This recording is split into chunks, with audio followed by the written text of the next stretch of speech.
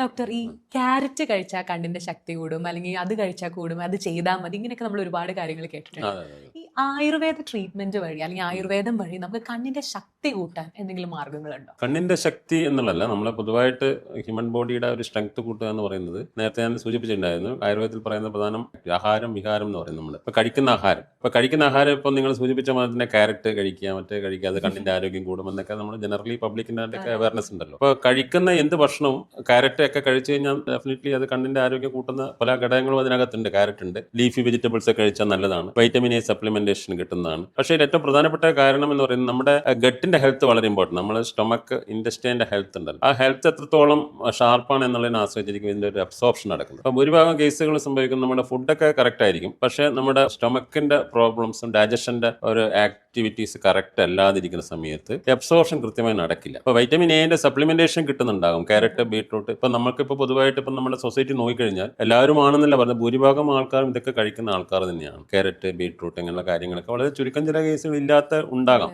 പക്ഷെ ആ ഇൻടേക്ക് ഉണ്ടെങ്കിലും അതിന്റെ ഒരു ഗുണഫലം കിട്ടാത്തതിന്റെ കാരണം നമ്മുടെ ഒരു സ്റ്റൊമക്കിന്റെ ഒരു ഡൈജഷന്റെ ഒരു ബുദ്ധിമുട്ടുണ്ട്. അപ്പൊ ആയുർവേദം വളരെ ഊന്നി പറയുന്ന കാര്യം എന്ന് പറയുന്നത് നമ്മുടെ ഡൈജഷൻ വളരെ കറക്റ്റ് ആണെന്നുള്ളത്. അപ്പൊ കണ്ണിന്റെ ആരോഗ്യത്തിൽ ആക്ച്വലി നമ്മൾ സ്റ്റാർട്ട് ചെയ്യേണ്ടത്, നമ്മൾ പ്രോസസ് സ്റ്റാർട്ട് ചെയ്യേണ്ടത് നമ്മൾ വയറിനകത്ത് തന്നെയാണ്. നമ്മൾ കഴിക്കുന്ന ഭക്ഷണത്തോടൊപ്പം തന്നെ അതെങ്ങനെ അത് ദഹന പ്രക്രിയ നടക്കുന്നുണ്ട് എന്നുള്ളതിന്റെ വളരെ ഇമ്പോർട്ടൻ്റ് ആണ്. അപ്പൊ അതിൽ ആയുർവേദം വളരെയധികം ശ്രദ്ധിക്കുന്നത്. അപ്പൊ കണ്ണിന്റെ ആരോഗ്യത്തിലും പല ഔഷധങ്ങളും നമ്മൾ ചിലപ്പോൾ കണ്ണിന് വേണ്ടിയിട്ടുള്ള ഔഷധങ്ങളല്ല കൊടുക്കുന്നത്, നമ്മൾ ഈ ഡൈജഷൻ കറക്റ്റ് ആകാനുള്ള ഔഷധങ്ങളും അതേപോലെ നമ്മുടെ മൂവ്മെന്റ്സ്, നമ്മുടെ ബോൾ മൂവ്മെന്റ്സ്, നമ്മുടെ മോഷൻ കറക്റ്റ് ആകാനുള്ള കാര്യങ്ങൾ, ഇതൊക്കെ വളരെ ഫോക്കസ് ചെയ്യുന്ന ഒരു ശാസ്ത്രമാണ് ആയുർവേദ ശാസ്ത്രം. അപ്പം അത് വളരെ ഇമ്പോർട്ടൻ്റ് ആണ്. ഇപ്പം നേരത്തെ സൂചിപ്പിച്ച പോലെ തന്നെ ആ സ്ട്രെങ്ത് കൂട്ടുക എന്ന് പറയുന്നത് നമ്മുടെ ഇൻടേക്കിനോടൊപ്പം ആഹാരത്തിനൊപ്പം തന്നെ ഡൈജഷന്റെ കറക്ഷൻ നടക്കുക. അതോടൊപ്പം തന്നെ നമ്മുടെ മൈൻഡ് എന്ന് പറയുന്നത് നമുക്കറിയാം ഇപ്പോഴുള്ള സ്ട്രെസ്ഫുൾ ലൈഫാണല്ലോ, ഇപ്പോൾ വളരെയധികം സ്ട്രെസ്സും കാര്യങ്ങളൊക്കെയാണ്.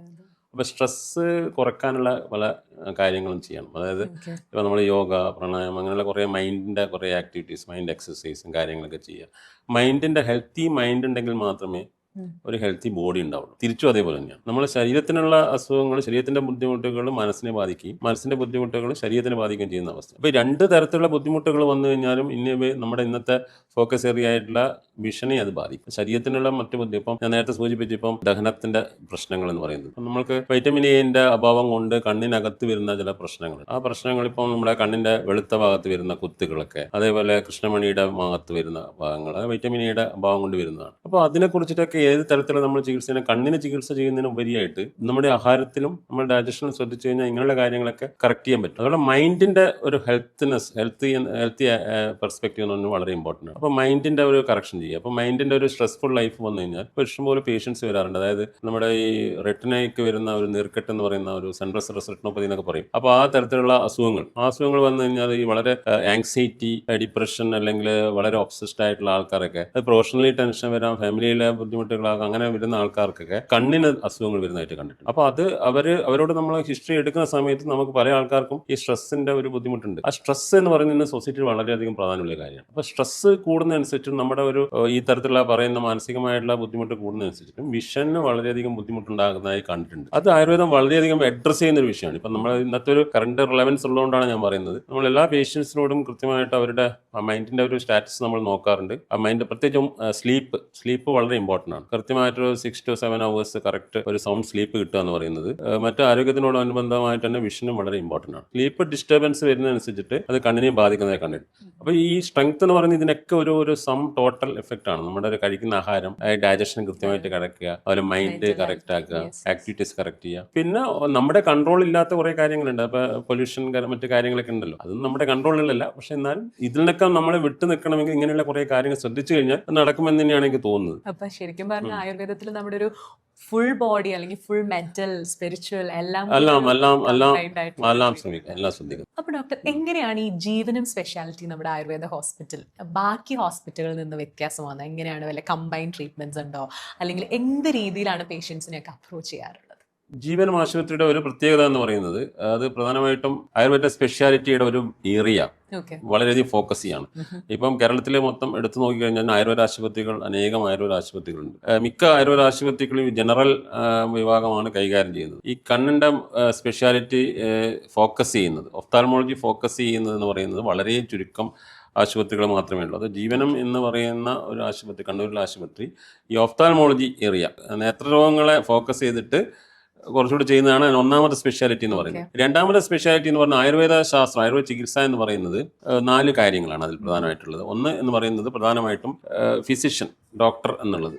രണ്ടാമത് രോഗി, ഡെഫിനറ്റ്ലി രോഗി വരണമല്ലോ. മൂന്നാമത് പറഞ്ഞാൽ അതിന്റെ പരിചാരകൻ എന്ന് പറയും. പരിചാരകൻ എന്ന് പറയുന്നത് അതിന്റെ സർവീസ്, മറ്റതിന്റെ അസിസ്റ്റൻസ് ചെയ്യുന്ന, സഹായിക്കുന്ന, രോഗിയെ സഹായിക്കുന്ന. പിന്നെ വളരെ പ്രധാനപ്പെട്ടതാണ് ഔഷധം എന്ന് പറയുന്നത്. ഈ 4 ഇതാണ്, ഓരോന്ന് 1/4 എന്നുള്ളത്. അപ്പൊ എല്ലാ വിഭാഗങ്ങൾക്കും ഇതിന് പ്രധാന ഇമ്പോർട്ടൻസ് ഉണ്ട്. അതായത് വൈദ്യൻ എന്ന് പറയുന്ന ഫിസിഷ്യന് ഇമ്പോർട്ടൻസ് ഉണ്ട്, അതേപോലെ തന്നെ ഈ മെഡിസിന് വളരെ ഇമ്പോർട്ടൻസ് ഉണ്ട്, രോഗിയും വളരെ ഇമ്പോർട്ടൻറ്റ്. രോഗി കോപ്പറേറ്റ് ചെയ്യണമല്ലോ, രോഗി കോപ്പറേറ്റ് ചെയ്യുക, മറ്റൊക്കെ ഓക്കെ ആണെങ്കിൽ നടക്കില്ല, ചികിത്സ നടക്കില്ല. അപ്പൊ രോഗി ആകണം, അതേപോലെ ഔഷധങ്ങൾ, നല്ല ഔഷധങ്ങൾ കിട്ടണം, അതേപോലെ രോഗിക്ക് പരിചാരകൻ, രോഗിയുടെ കാര്യങ്ങളൊക്കെ നോക്കാൻ വേണ്ടി കാര്യങ്ങളും ചികിത്സ ചെയ്യുന്ന ആൾക്കാർ, ഇങ്ങനെയുള്ളതാണ് പരിചാരകൻ എന്ന് പറയാൻ ഉദ്ദേശിക്കുന്നത്. ആയുർവേദത്തിൽ അങ്ങനെ പറയാനാണ് ഈ 4 പാദങ്ങൾ എന്നാണ് പറയുന്നത്. ഈ 4 പാദങ്ങൾ, 4 ഭാഗങ്ങൾ, 4 വിഭാഗങ്ങളും വളരെ നല്ല രീതിയിൽ പെർഫെക്റ്റ് ആയിട്ട് വർക്ക് ചെയ്യുന്ന ഒരു ആശുപത്രിയാണ് ജീവനാശുപത്രി.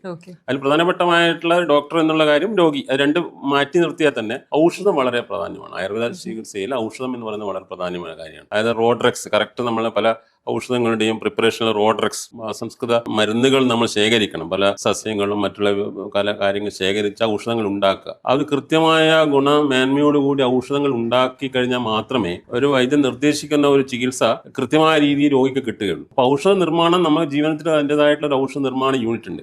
ഔഷധ നിർമ്മാണത്തിൽ വളരെയധികം ശ്രദ്ധ പുലർത്തിക്കൊണ്ട് കൃത്യമായ കറക്റ്റായിട്ടുള്ള ഒരു ജെന്യൂൻ ആയിട്ടുള്ള ഔഷധങ്ങളെ ശേഖരിക്കുകയും വളരെ നല്ല രീതിയിൽ അത് പ്രിപ്പയർ ചെയ്തിട്ട് കൃത്യമായിട്ട്, അതായത് ഇപ്പോൾ ഇവിടെ ഒരു കമേഴ്ഷ്യൽ ആയിട്ടുള്ള ഒരു പ്രിപ്പറേഷൻ അല്ല, അത് വരുന്നത് രോഗിക്ക് എന്താണ് ആവശ്യം അതിനുള്ള ഔഷധങ്ങൾ ശേഖരിച്ച് അതിനുള്ള പ്രിപ്പയർ ചെയ്തിട്ട് രോഗിക്ക് കൊടുക്കുക. ഫുൾ ആ പ്രോസസ്സ് കറക്റ്റായി നടക്കുന്നുണ്ട് അവിടെ. ആ ഔഷധം വളരെ പ്രാധാന്യമുള്ള കാര്യമാണ്. ഇപ്പം ഒരു വൈദ്യൻ ഒരു കൃത്യമായ ഒരു മരുന്ന് നിർദ്ദേശിച്ചു കഴിഞ്ഞാൽ പോലും അതിന്റെ ഫലം രോഗിക്ക് കിട്ടണമെങ്കിൽ ആ രോഗി കൃത്യമായ ഔഷധം കിട്ടണമല്ലോ, കഴിക്കണമല്ലോ. അത് ഇവിടെ നടക്കുന്നുണ്ട്, ഒന്നാമത്തെ കാര്യം. രണ്ടാമത് അതിന് മറ്റുള്ള ട്രീറ്റ്മെന്റ് കാര്യങ്ങളൊക്കെ എന്താണ് ആയുർവേദത്തിൽ നിഷ്കർഷിച്ചിരിക്കുന്നത് കൃത്യമായ രീതിയിൽ സയന്റിഫിക്കലി അത് എക്സിക്യൂട്ട് ചെയ്യാറുണ്ട്, കൃത്യമായ രീതിയിൽ ചെയ്യാൻ. ഇങ്ങനെയുള്ള കുറെ സ്പെഷ്യാലിറ്റീസ് ആണ് ജീവിതത്തിലുള്ളത്.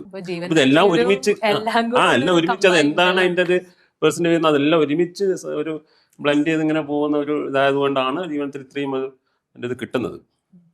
ഈ മെഡിസിന്റെ ക്വാളിറ്റി എത്രത്തോളം ഉണ്ടാവും? മെഡിസിൻസിന്റെ ക്വാളിറ്റി എന്ന് പറഞ്ഞാൽ ആയുർവേദ മരുന്നുകളുടെ നിർമ്മാണത്തിൽ പ്രധാനമായിട്ടും നമ്മുടെ നേത്രരോഗ ചികിത്സയിൽ പ്രധാനമായിട്ടും ഉപയോഗിക്കുന്ന പോലെ നെയ് പ്രിപ്പറേഷൻ, ഗീ പ്രിപ്പറേഷൻസ് കുറേ വരുന്നുണ്ട്.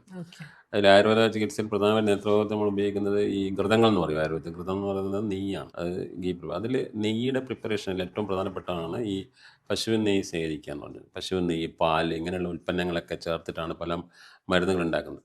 അപ്പോൾ അതിൻ്റെ ഒരു പ്രൊക്യൂർമെൻറ്റിൽ കൃത്യമായ ഗുണമേന്മയുള്ള നെയ്യ്, പാല്, അതേപോലെ തന്നെ മറ്റ് അസംസ്കൃത വസ്തുക്കൾ ശേഖരിച്ചിട്ടില്ലെങ്കിൽ അത് അൾട്ടിമേറ്റ് ഫൈനൽ പ്രൊഡക്റ്റിൻ്റെ ക്വാളിറ്റിനെ ബാധിക്കും. ജീവനത്തിൽ എന്ന് പറയുന്നത് വളരെയധികം ശ്രദ്ധിച്ചുകൊണ്ടാണ് ഈ പറയുന്ന ഈ നെയ്യ് അല്ലെങ്കിൽ പാല് എന്നുള്ള കൃത്യമായ ഗുണമേന്മയുള്ള പശുക്കളുടെ പാലും അതിൽ നിന്നുണ്ടാക്കുന്ന നെയ്യൊക്കെ എടുത്തിട്ടാണ്. അതായത് ഒരു ലാർജ് സ്കെയിൽ പ്രിപ്പറേഷൻ അല്ലാത്തതുകൊണ്ട് രോഗികൾക്ക്, അവിടെ വരുന്ന രോഗികൾക്ക് കൊടുക്കാൻ വേണ്ടി മാത്രമാണ് ഈ മരുന്നുകൾ ഉണ്ടാക്കുന്നത് എന്നുള്ളത് കൊണ്ട് തന്നെ ഇത് ഗുണമേന്മയിൽ ശ്രദ്ധിക്കാൻ വേണ്ടി പറ്റാറുണ്ട്. അതാണ് ഇവിടെ ഇതിൻ്റെ ഒരു പ്രധാനപ്പെട്ട ഒരു കാര്യം.